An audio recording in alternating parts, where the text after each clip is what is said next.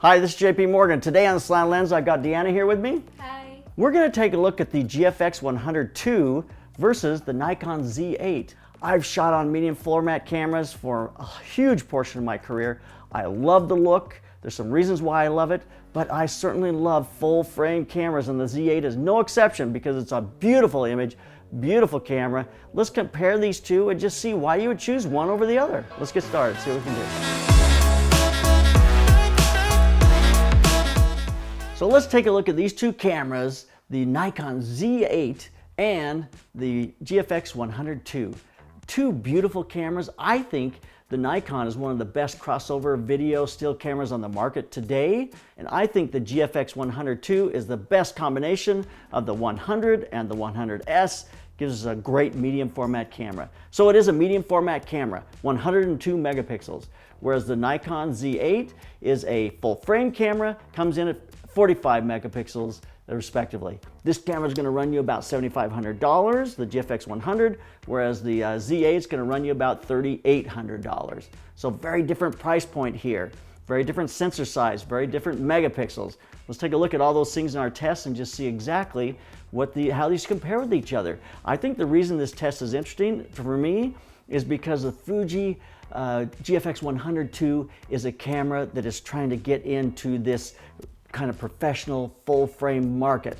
It's a camera that gives you a large sensor and a large image, a beautiful image, but it's going to give you faster frames per second. It's going to give you great video specs. So let's just see how the tests compare with these two. Which one of these cameras seems right for you? So the first place to start for me is an image quality test. So let's go to that image quality test. I love looking at picture quality tests, and especially with cameras that are as gorgeous as these two. You've got the Z8 on the left with a 45 megapixel sensor. Then you've got the GFX 100 II at a 100 megapixel sensor. And right off the bat, you just see beautiful color from both these. You see very vivid colors. The color chart in both of these is just really, really sharp. It's a little more vivid and a little more interesting, a little more vivid to me with the GFX 100 II. Look at the color rendition in that color chart, the spider checker. It's just really beautiful. When I punch in on these, take a little closer look, I kind of see exactly what I would expect to see. The GFX 100 II is a 100 megapixel sensor. It's giving me a ton of detail. The Z8 is a 45 megapixel sensor. Not giving me quite as much detail, but super close. I think both of these images, you look at the way the blues render in the background, you take a look at their skin, the skin tone, just two very gorgeous cameras. As you would expect, the GFX 100 II is just a little better image quality and just a tiny bit sharper than that Z8. So there's the image quality test. This is hard for me because I love the color on both of these cameras. I think the color is gorgeous, but I think the GFX 100 II really kind of beat out the Z8 barely because it has great detail, and you know, it's a 100 megapixel sensor. How can you argue with that? It's going to be great for landscapes. It's going to be great for those kinds of applications. So as far as the image quality test goes, I think it's just a little better, a little sharper, a little nicer. Let's talk about the ergonomics of these two cameras. There's a lot going on with the GFX 100 II. They have moved, like I say, they've taken that GFX 100, had the big battery pack on the bottom. They've removed that battery pack. They have more of the form factor of the GFX 100S, which gives you a tighter form factor. You've got that battery grip on the side, which is really easy to hold on to. So body only for the GFX 100 II is like 2.1 pounds, whereas the Z8 is like 1.8 pounds. So it's a heavier camera. When you add other things to it, it's going to become more heavy. It's just a camera that is larger, a little more robust, but not huge, not like it used to be. It's a much more achievable form factor that you can carry with you, and it makes it easier to become more in this category of a full frame camera. These two cameras have the exact same setup when it comes to cards. Both of them have an SD card slot, and both of them have a CF Express Type B slot. It's hard with these cameras because you can't back up to the second one because one card runs so much faster. You know, the CF Express Type B is going to run so much faster than the SD card that it's hard to do video or things where you're backing up to two cards. That seems to be a big deal for some people. I've never felt like that was a big deal. I don't do that. I don't feel like that's something that I've ever really felt a need for. But you certainly need that faster card, that CF Express Type B, because it gives you the ability to do a lot of video things. It unlocks a lot of video capabilities for these cameras that you really need. All right, when it comes to the monitor, these two are very similar. You have that 3.2 inch, 2,360,000 dot for the GFX 100. And then on the Z8, you've got 2,100,000 dot. So similar. I certainly have a better image and a nicer monitor when it comes to the GFX 102. When it comes to the display, you've got this tilt-out display that I don't necessarily love on the GFX 102. It gives you some options, but just isn't near as nice as what you get when you can pop this out and this articulates off to the side. They're both equally not amazing. It doesn't articulate. That's the problem. Both of these screens do kind of pop out, but it doesn't give you an articulation so you can pop it around to the side. It doesn't make it as easy to work in low situations or if you're going to put it in a refrigerator or something.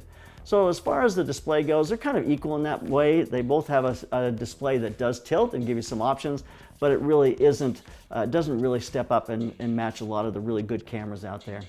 Again, I do love this kind of a ring for holding your straps.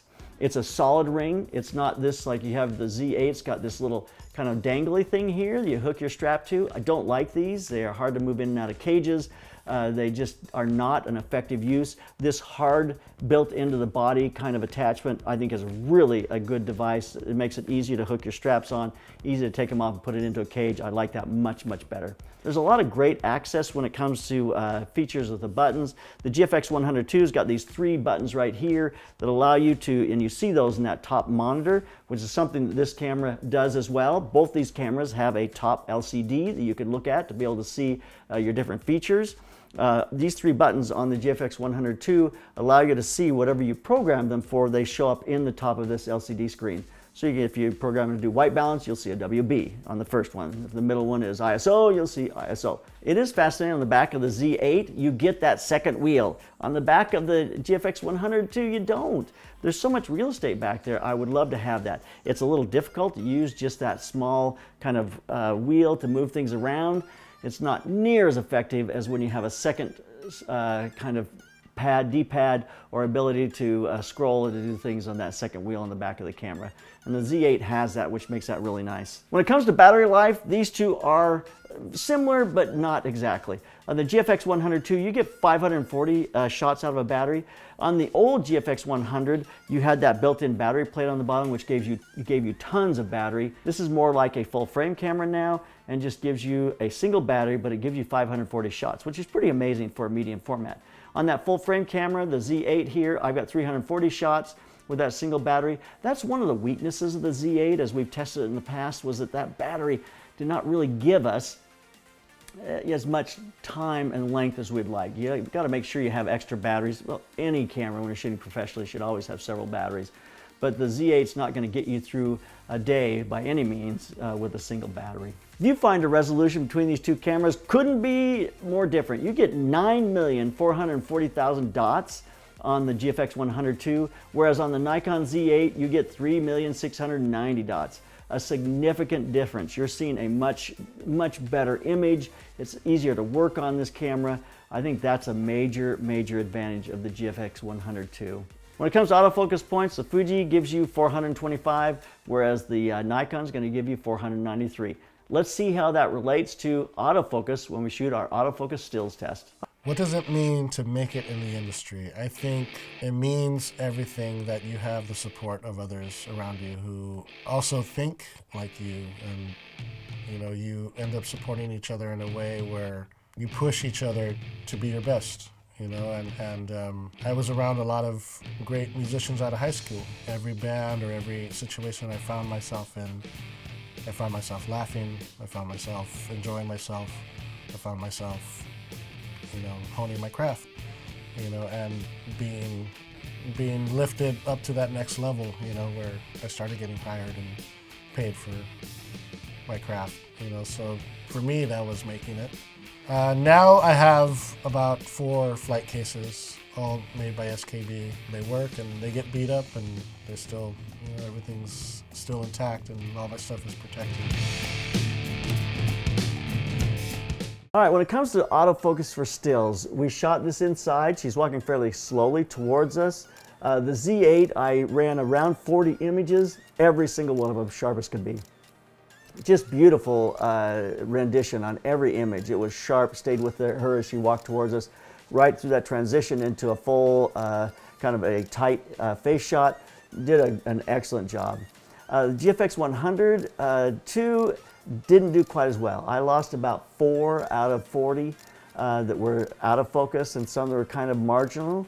But in saying that, it's come a long ways. It's better, and I said this in the other review we did with the Sony a7R5, it certainly is competing now, autofocus-wise, whereas past GFX medium format cameras have not really competed, but this one is. This is getting you within the realm of acceptability. You are losing a few shots, but it's certainly giving you great autofocus. Its features, you have all the autofocus features. It's following the eyes. It's, you know, you can switch it to the different airplane, bird, all those kinds of things.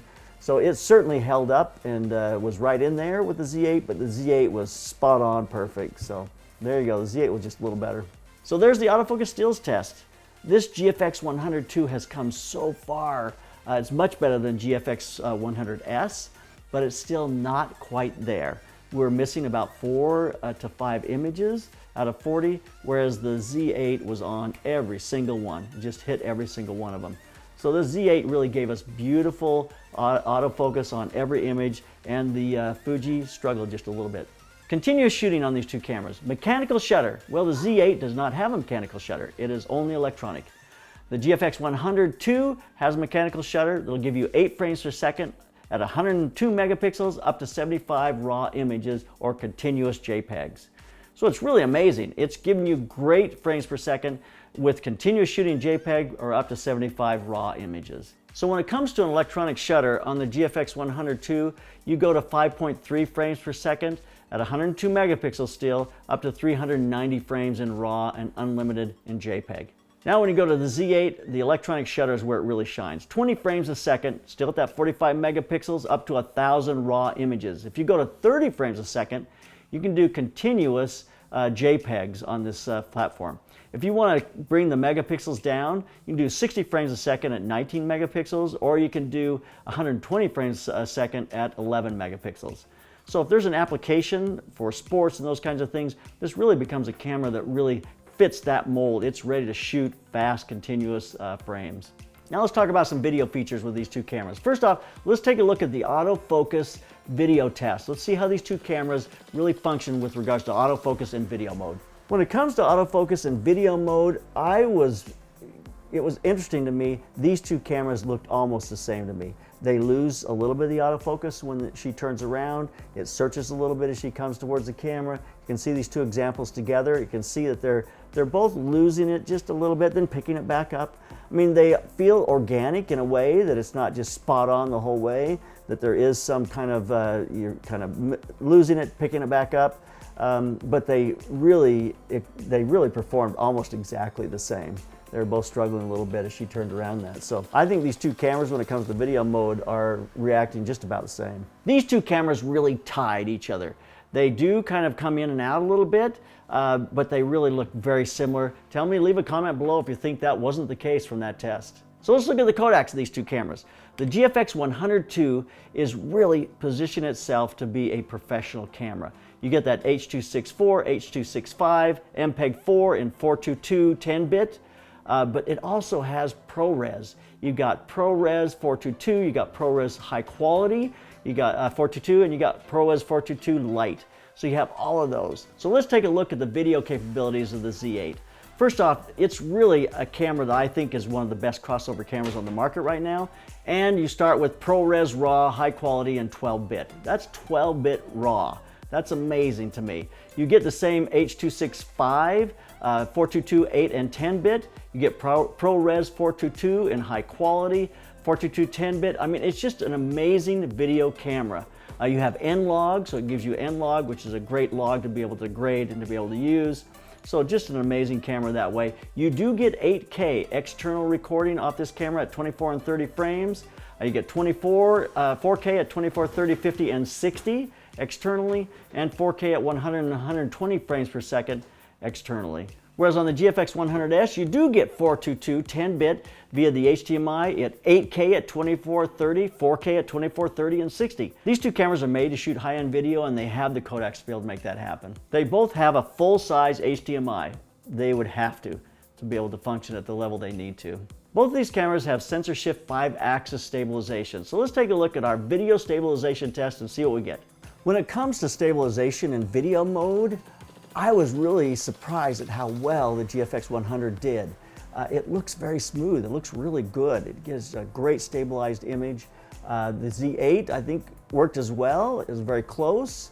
I think the GFX 100, they're head-to-head. If not, the GFX 100 is slightly ahead, but they both look really good in video mode. They give you a great smooth image. Looks to me like the GFX 102 maybe won by a hair or it's a tie. They both give you great stabilization. Now let's take a look at the ISO test. We're going to start off with 400. There's really nothing to talk about at 400. I'm not so sure why we would shoot it anymore. They look very similar to each other. I go to 800. I'm seeing a little bit of buildup in the background. I see a little bit on her nose. No, I mean at 800, these two are both very clean still. I'm not seeing a lot of difference in the way they're reacting.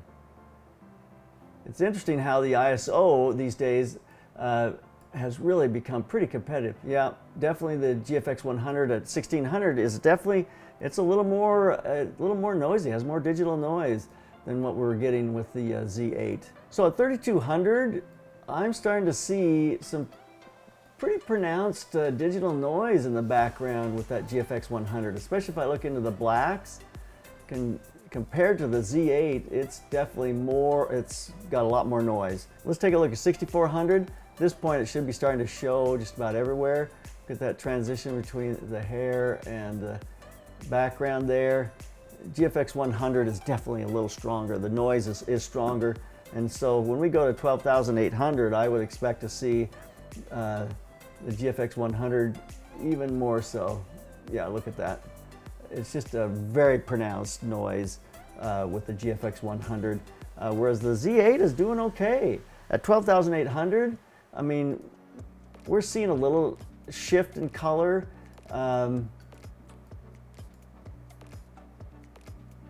Actually, I feel like the color isn't shifting as much with the GFX 100 and it's shifting more with the Nikon, but there's not as much digital noise with the Nikon as there is with the GFX 100.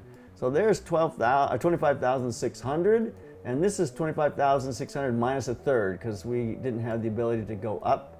And even still, they kind of equal out at that. So I think the GFX 100 has a little more digital noise than the Z8, but I think the color is shifting a little quicker on the Z8. So I think they kind of come up with a tie. You do get better noise rendition out of the Z8. Wow, these two cameras were head-to-head when it came to the ISO test. I mean, up into the 1600, 3200, I felt like they were clean. You could use them both in video and stills. So it was a pretty amazing kind of head-to-head. I couldn't say which one was better. Let's take a look at the dynamic range. Now, first off, on this normal, I think I overexposed these just slightly, maybe about a half a stop. But look at the dynamic range in these two normal images. Look at the detail in the back. I'm seeing just a little more shadow detail in the back. It's just blown out on the Nikon. But the Nikon seems like the image itself might be just a teeny bit brighter on her face. But if I go to -1, -1 should start to be bringing in nice detail through the entire image. And that's one full stop. I'm not picking up a full stop on the Nikon. The GFX 100 is, I see detail, the white objects in the background, I see detail in the reflection on the counter. I mean, if I'm overexposed on this by a third of a stop, it's not a third of a stop difference here. I'm not seeing that. GFX 100 is really holding at -1 much better. Now Nikon at -2 kind of picks up where we were on the -1 for the GFX 100. These are looking pretty good. The color is nice on each of them. Nikon has such beautiful color, so does the Fujifilm GFX 100.